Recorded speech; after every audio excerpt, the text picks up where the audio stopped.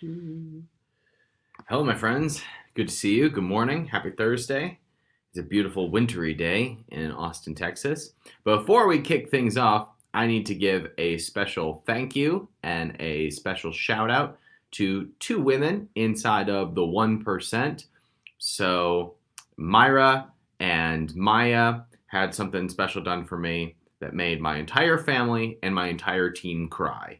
So I think one of the girls painted this, had a mug done of the late great John Oliver. So my buddy who was eaten by a coyote a couple of months ago, they had a painting done and put it onto a cup, which is pretty amazing. So we are sipping in Myra and Maya's honor today, which we'll do here in a second. If you're watching live, say hi in the comments. Good morning, Rhino. I owe you a thank you as well. I'll shoot you a message later. Hey, KM. Hey, Sue. Hey, Spencer. Hey, Drew. What's up, Sufjan? Good to see you again this morning. Good morning, Audrey. Good to have you joining us today. Hey, Todd. Good to see you.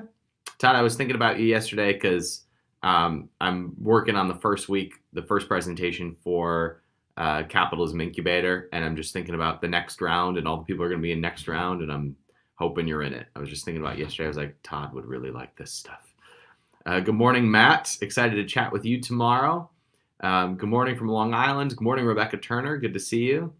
Good morning, Owana. Good morning, Stefan. Good to see all of you.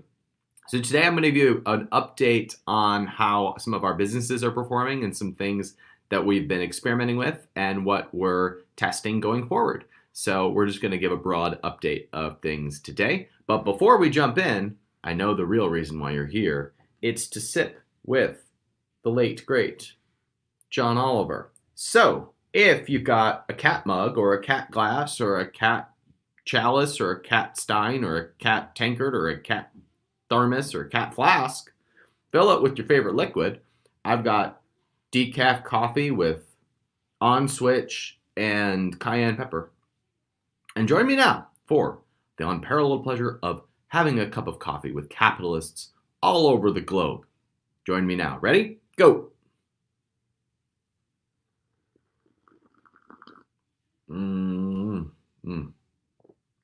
Held that one a little bit longer in honor of our friend, John Oliver. Good morning, Amanda Alpine. Good morning, James. Good morning, Amari. Good morning, Stefan. All right, so this has been a very productive quarter for us at capitalism.com. We've had some wins, we've had some losses, but overall, we made an immense amount of progress, and I'm going to share some of that with you today. Not as productive of a quarter for Switch and Capitalism brands, but we'll talk about that in a second. So first, let's talk about some of the things that we've been testing at Capitalism and what's working and what hasn't been working. So let's start with what is working really, really well. So it's taken quite some time to kind of find the footing and the messaging that we really want to fall on our sword on at capitalism.com. And what has been really helpful this quarter is we have begun to solidify and clarify our messaging going forward, the distribution mechanism for delivering that content, where it's really light and easy for us to show up, and also the products and services that we're going to offer consistently. I was having a chat with someone who knows me really well yesterday who was saying, this is the first time that it feels like me, as an entrepreneur, are not looking for how to monetize something. You're looking at building a real business. And that's so true. That is absolutely the case. And so I'm telling you all of this because if you follow my journey or you're on your own journey, sometimes it takes a couple of years to find your footing of where your sweet spot is. And we've been profitable and growing along the way, but I've been doing it by making mistakes and correcting, making mistakes and correcting, making mistakes and correcting. And now it feels like from a messaging standpoint and a positioning standpoint and from a product perspective, I've now made enough mistakes to have calibrated to a clear, consistent messaging. So if you don't know what that is in your business, it took me 4 years to really dial that in. And so we as a company are really excited to kind of focus in on that. And a brief preview on this. you know, there's so much news and bad news in the world that takes up all of our attention. And it surprises me that there's so few people talking about the innovations, the progress, the emerging technologies, the new developments, the exciting entrepreneurs, the new ideas hitting the marketplace. And I'm so surprised that no one talks about that at scale. And that's something that I'm going to talk more and more about in my public content, is talking about the progress that entrepreneurs and the world is making, because the world is the best it's ever been, even in 2020. Even if you look at the cycle of this pandemic, the death rate of this pandemic, the cycle and the death rate of this pandemic has been shorter and lighter than all other pandemics. And our response to it has been the most severe. And so what a world that we live in, where the worst thing that happens is still lighter and better than what it has been in the past. And the economic recovery has happened faster than any other recovery. So the world continues to get better and better and better and better, regardless of what the news says. The news is incentivized to just talk about what sucks. It's so interesting. Just like full disclosure, I have voted for Democrats, I have voted for Republicans. I could make a long list of things I liked about Barack Obama and a long list of things that I did not like about Barack Obama. And I can do the same thing with Donald Trump. And I haven't decided who I'm going to vote for in November. That will probably be determined based on what happens in October. But it drives me crazy that the news is just incentivized to find something that the president says and twist it in a way that is negative. I mean, he could literally say I just love the puppies. The puppies are the greatest. I love all the puppies. The puppies are the sweetest. I know all the puppies. Nobody knows. You know better than anybody how much I like puppies. I mean, he could talk, and they would be like, Donald Trump ignores the plight of minorities in favor of touting his love for puppies. I mean, it's amazing how anything can be made negative. And so I have just decided to no longer pay attention to the negativity and the pessimism, and I'm just going to be a voice for optimism, and I'm just going to be a voice for the entrepreneur, for the capitalist, for the progress, for the momentum that is happening in the world. And I think for a couple of years, I felt like I needed to debate rather than just create all the time. And debating just amplifies the other side. I want to be an example of positivity and progress and momentum, and empower entrepreneurs to create that change that they want to see in the world and be that change that they want to see in the world. I think that's how we'll create more progress. So that's my focus moving forward in my content and in my focus, and that just feels really exciting and clear to me. So the big win for us this quarter has been clarifying that message. And all right, so I think it's interesting that in some of the comments we're now debating the negativity. Just focus on the positivity. Like the world's great. Everything's great. Like lifespans are long. Like economy's good. There's more opportunity than ever. That's all we need to focus on. That's it. You just need to make the positive side of it louder. So I'm going to be heading in that direction. So big win to kind of get that clarity and that messaging dialed in. I love that John shows up on every sip. Let's talk about one more thing that has worked. So we've really kind of relaxed into two product offerings, the 1% and the Capitalism Incubator. And it has taken just as long to really solidify the product offerings inside of my business to a point that feels easy and light and fun. And we're like 70% of the way there. And it's starting starting to feel like a business rather than a personality, which is really fun. I think next month we're going to be raising the price of the 1% from $99 a month to $297 a month. Kind of a plan for how that is going to be structured. But once that is like absolutely locked down, we'll be raising the price. This is a really interesting aha moment for me that I think will really help you out. I have realized how much easier it is to be motivated about a high margin business. So for a long time, a lot of entrepreneurs will make decisions compared to what other people are selling their products or their services for. And so they make their pricing decisions based on what they perceive the marketplace is already doing. And when you're making decisions based on what other people do, it's difficult to be a leader in the space. But if you prioritize being a leader in the space, and that is regardless of what space you're in, if you're selling physical products, you can be a leader in the space by innovating, by branding, by changing the way that you communicate or represent your customers. And when you are a leader in the space, then you can set your own price. You don't have to be beholden by what the marketplace has charged in the past.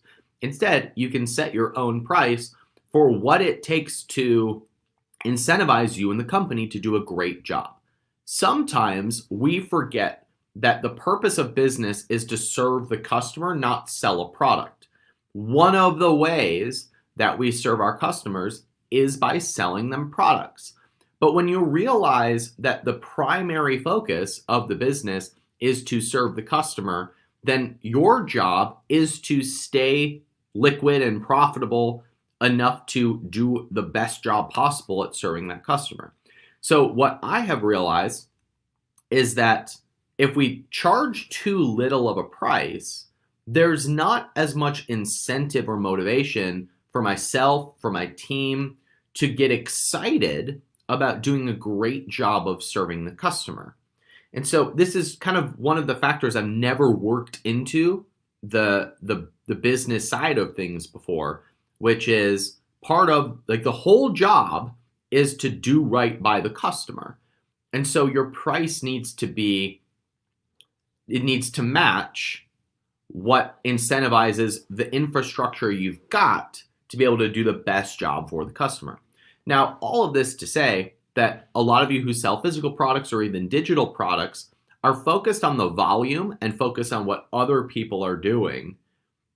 And you're making your decisions based on increasing top line revenue or increasing your standing in Amazon, and you're completely ignoring the profit margin that would allow you to go run that ad or to go make that partnership or for you to outspend your competitors on pay-per-click or for you to build that funnel or for you to be incentivized to create content or for you to be incentivized to be engaged with your customers. And so some people are just going by the marketplace, optimizing for the marketplace rather than actually building the machine that serves the customer. And that's the job of the entrepreneur. So for us, we've raised our prices across the board. We're launching kind of a new direction for all of our products to serve the customer more. And it feels great. It feels fun. It feels like I'm excited for every customer. I'm excited to meet every customer. All of our customers are our ideal people. And that's what happens when you are able to align price, strategy, and person all in one focus. I'm just looking at your questions. There's some interesting debates happening in the comments. All right, let's talk about what hasn't worked. So we started this quarter with a thesis of we really wanted to grow more of a presence on YouTube. So we noticed that there was a direct correlation between when I started going live and when YouTube started to grow. So we said, awesome, why don't we do a 1/4 experiment where we triple down on this? Quite literally, go from 1 live a week to 3 lives a week, and let's see what that does. Result, reduction in growth and response. Interesting. So I did a presentation for my team a couple weeks ago where I laid out the actual graphs and the data of what was happening. Here's when we started to go live. Here was the results. Here's when we started going 3 days a week. And here's what happened. And basically what we've discovered is that more does not equal better. Better equals better. So when we looked at the data and the responsiveness of the audience, we saw that more volume did not create more growth, but quality of content did. Said differently, the times that the audience was growing the fastest was when I was doing 1, sometimes 2 videos a week, and they were planned out, mapped out, thoughtful, intentional, and there was a lot of prep and reason why behind every video. So this is one of the nuances that I think a lot of people miss about what Gary Vee talks about. Gary Vee talks about creating 100 pieces of content a day. He talks about you can't create too much content. And so what most people will do, and I fell into this too, what most people do is prioritize the volume versus prioritizing the intent and the quality. When he says that you can't create enough content or to create 100 pieces of content a day, for most people, what he is saying is he's assuming a certain level of quality, or he's assuming that you're just beginning and you just need to find your message and put stuff out there. But for people like me, what I've discovered is that more does not equal better, and that creating more focus and intent behind content is what will grow the audience and ultimately serve people. So making myself available all of the time doesn't really serve the customer or myself or create good content that helps people at scale. So it was a really interesting realization to see, okay, more doesn't equal better. So how do we do this in a way that both serves our people and is sustainable? And so we're addressing that right now about what that looks like, because just throwing stuff into the system doesn't grow the audience, and it doesn't seem to serve anybody or to be much fun. So now there needs to be a prioritization of the intent and the focus and the structure and the planning behind the content, and then we'll scale that. That's a key point. Let's talk about Switch. So for those of you who don't know, my next physical product brand is a company called Switch. Switch is a nootropic company that is 3 stages. It has 3 products: on switch, off switch, and out switch. So on switch is a morning nootropic. You can throw it in your coffee. Off switch is an end of the day, relax, turn off your brain, decompress. And then out is before you go to bed. So we have our formulas all dialed in, and they're fantastic. You notice a very significant difference when you take something like on switch. It just feels like you are cruising all day long. And when you take out switch, for example, it seems like you sleep deeper and longer. So just from anecdotal, meaning internal tests, we've developed a kick-ass formula. Problem: it tastes like dirt. So we have worked with a couple different flavor houses to really dial this in, and it's been a challenge. And the feedback we received is that a lot of the ingredients that we use are not often put into consumables like drinks and powders. They're usually put into capsules because they taste so bad.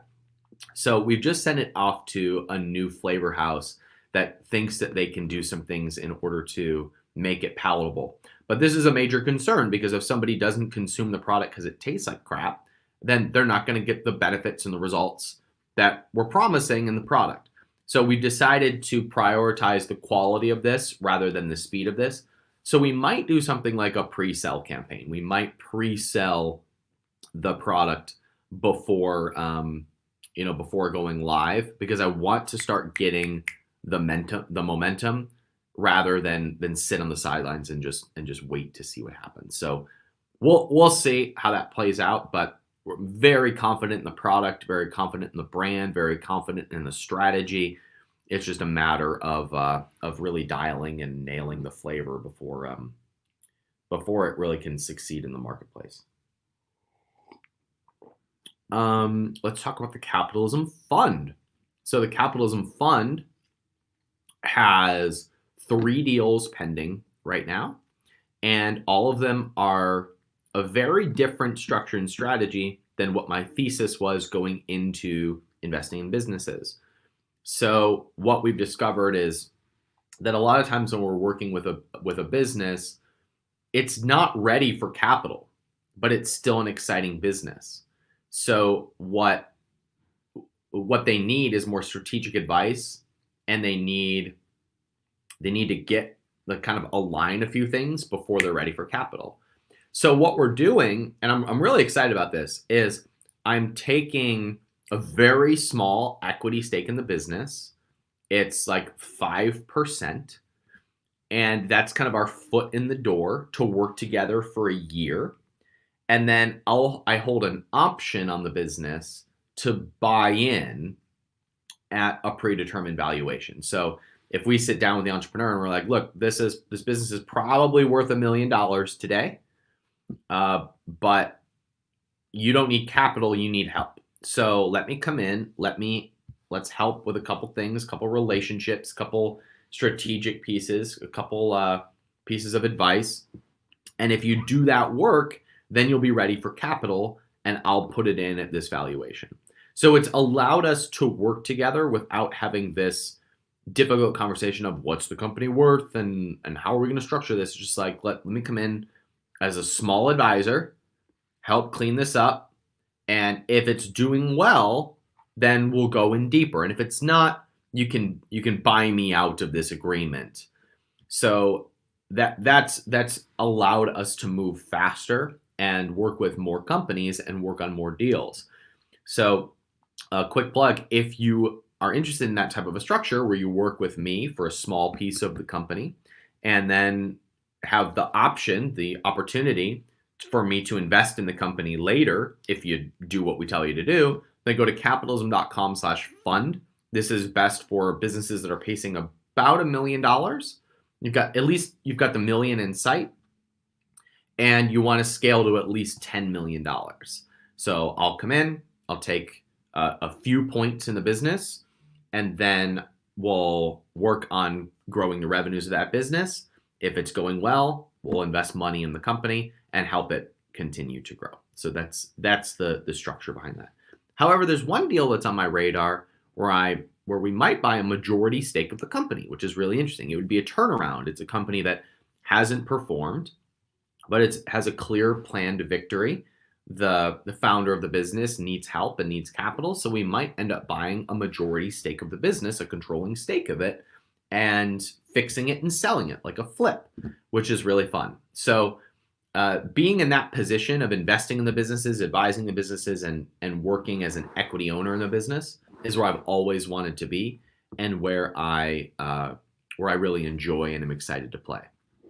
Let me wrap today up by telling you about the $1 billion idea that I had over dinner with a good buddy of mine.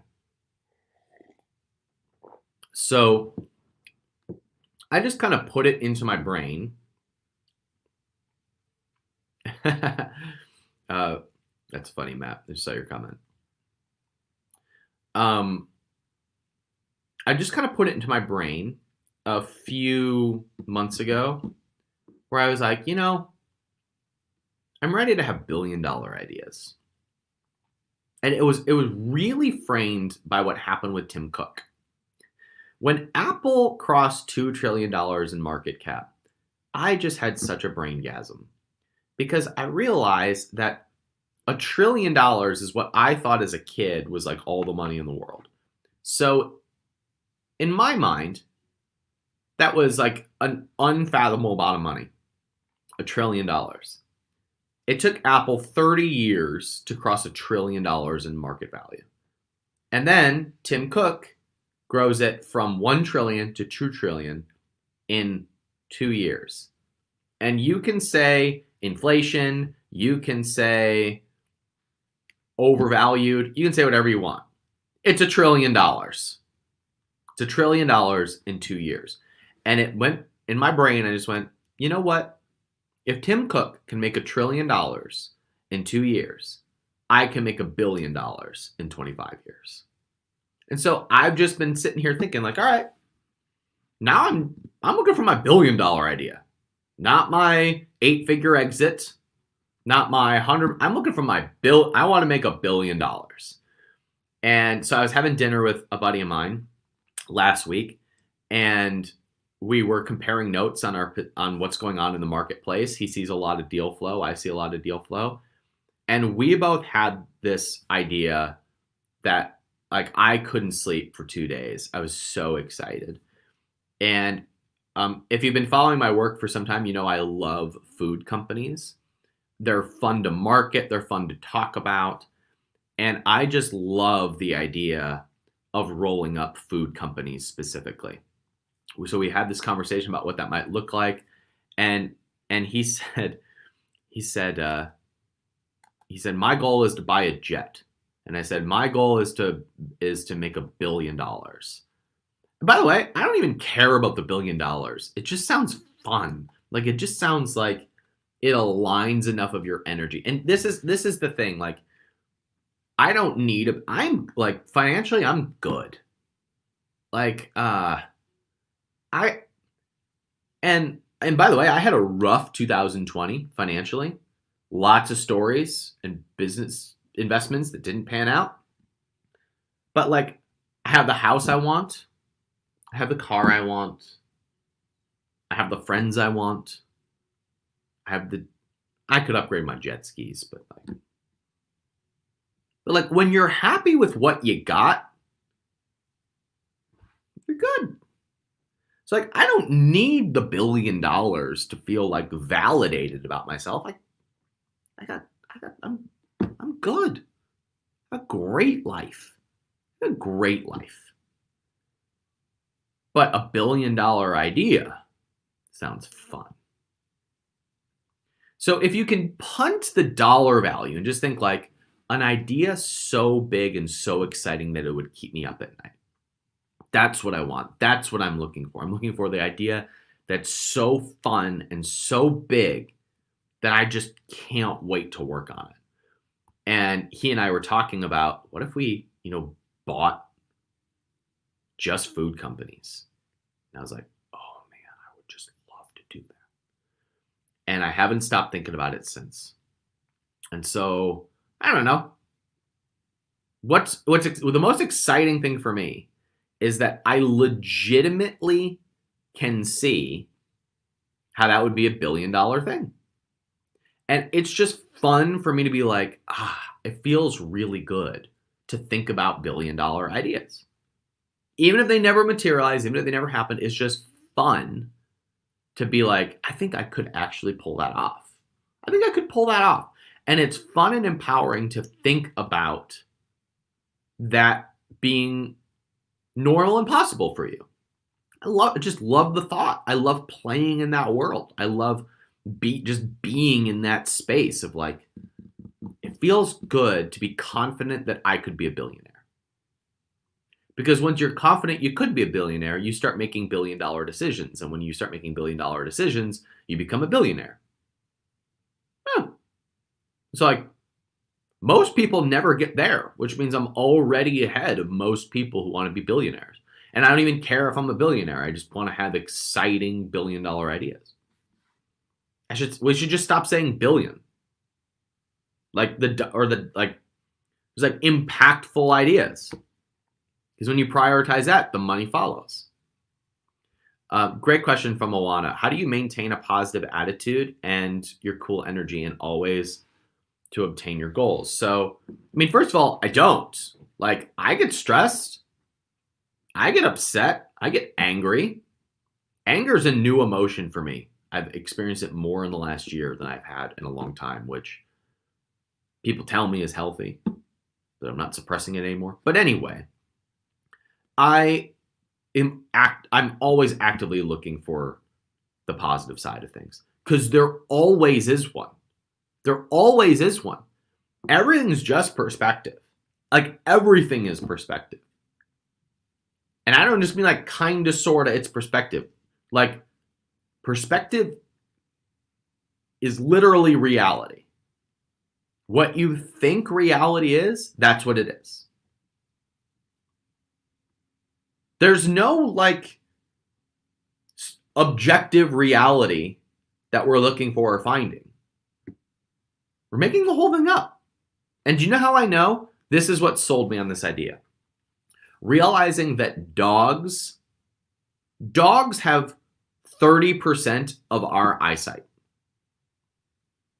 But dogs have 1,000 times the scent we do. So dogs only see a fraction of what we see, but they smell hundreds of times better than we do. So they're getting as much data processed by their brain, but it's different data. And so their reality is different than ours, even though they're living in the same world. So this helped me realize, like, oh my goodness, like it's the same reality, but they perceive it completely differently. And guess what? Your dog doesn't know the internet exists. Your dog doesn't know what coronavirus is. Your dog doesn't know who Trump is. Your dog just has its own life. And then you say, well, that's a dog, not a human being. Okay, then let's talk about undeveloped areas. Let's talk about undeveloped countries that think that planes are aliens, that don't care what the United States is doing, that don't care what's happening in the economy. They just have a completely different reality. They have a completely different set of beliefs. Now, whose beliefs are right? Yours, of course. And that's how every human being feels. Every human being says, yeah, but my beliefs are right. Every single one, even when they conflict. And so what do? They debate about their beliefs, and they each double down, and they start defending their beliefs, which makes them stronger. So when we debate with each other, most of the time, the other side just digs in their heels and gets stronger in their beliefs. And each team leaves more convinced that they were right in the first place. So if it's all perspective, all of it, and there's no objective reality, then I'm going to make it up however I want. And that means seeing the positive side of just about everything. I choose to believe that the world is getting better. And guess what? I can give you data point after data point after data point after data point after data point. I could do this all day. After data point about how and why the world is getting better. But guess what? That's not a persuasive argument. If I go to a person who says the world's getting shittier and people are oppressed and people are dying, I could give them data point after data point after data point after data. Are they convinced? No. Not at all. In fact, they will interpret the same data point that I give them to justify their belief that the world is getting more negative. Because our brains determine how we interpret the data. This is why slewing facts at each other in a debate doesn't persuade anyone. Because we are not convinced by data. We have beliefs and we look for data to justify our beliefs. That's how most of us are going through life. So I just choose the ones I want. That's how I maintain a positive attitude. When I believe the world is getting better and the world is expanding and the world is improving. And because of that belief, I'm able to find lots of evidence for it. If I believed the world sucked, I would find lots of evidence for it. But that wouldn't make me happy. So that's how I do it. I choose the beliefs that I find empowering, And naturally, the evidence shows up. And I believe I really do believe the world is getting better and it's expanding and it's improving. And I can give you so many examples and reasons why. But if you believe as much as I do that the world's not getting better, then it wouldn't be convincing to you. This is an interesting comment I want to bring up. $1 billion takes a different kind of person to get there. It's personal development on a grand scale. So this is almost entirely true. Thinking about $1 billion just requires a different type of thinking. It doesn't require a different type of person, just a different type of thinking. And you can change that. You can change the way you think right now. You can just start looking for $1 billion ideas. You don't have to change who you are in order to start seeing those opportunities. But yes, the money just becomes the evidence of that. You just start looking for it. And it's there. Like, it's already there. Like, everything is already happening. You're just finding evidence for it. It's the same thing as when you buy a new car and then you start seeing the car everywhere. You didn't see that car before, but now you see it everywhere. You're seeing things that were already there that you didn't perceive before. So what do you want to perceive? You just start looking for it and just start showing up, and then start showing up more and more. I play this game with Esther. It's called Red Truck. My father drives a red truck. And so when Esther and I go out driving together, we'll sometimes see cars that look like Grandpa's car. And so we see a red truck driving and we go, red truck. And we just see who says red truck first. Now, you wouldn't think that there's like that many red trucks, but we see them everywhere. There's red trucks in driveways. There's red trucks in parking lots. There's red trucks coming around the corner right now. We're on a hunt for red trucks and we find them everywhere. That is such a metaphor for life. Whatever you are looking for, you will find so much of it. So much of it.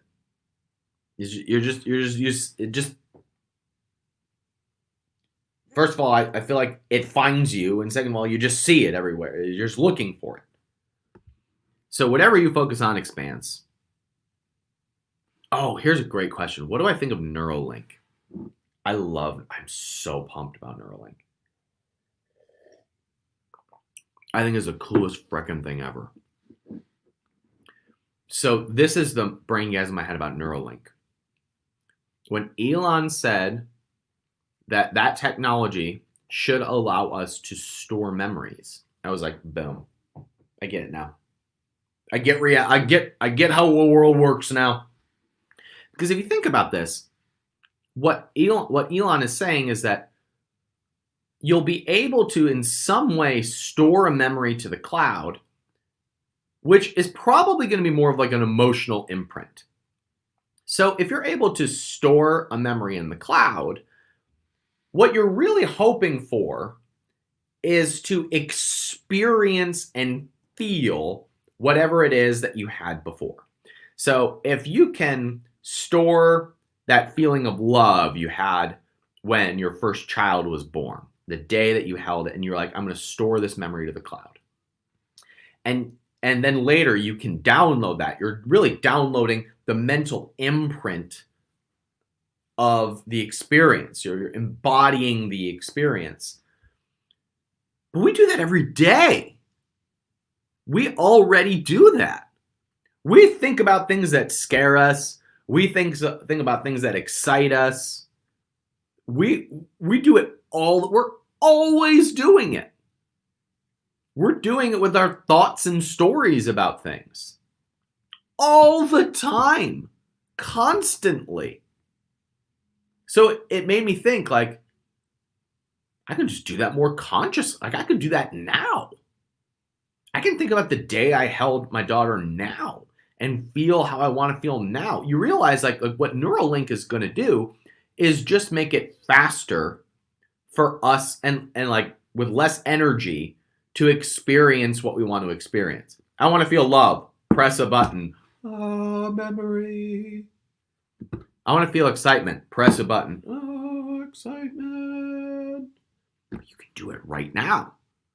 It's the same thing as like taking a drug versus just like working out. Same, like you can get the same results, same positives, some negatives. It's just like another way to experience it. So I'm pumped. I think Neuralink is the coolest freaking thing ever. So cool. Amen, Sean McCool. Just watch Inside Out. Oh, well, I'm enjoying hanging out with you guys. Hey, Matt. I haven't had caffeine in 2 weeks. I honestly don't miss it. It's interesting. This is probably my third or fourth time in the last year doing like a caffeine fast. This is the first time I haven't missed it. It's interesting. Sleep great, but I am a little bit slower in the morning. You can kind of tell on my last couple lives, couldn't you? I thought so.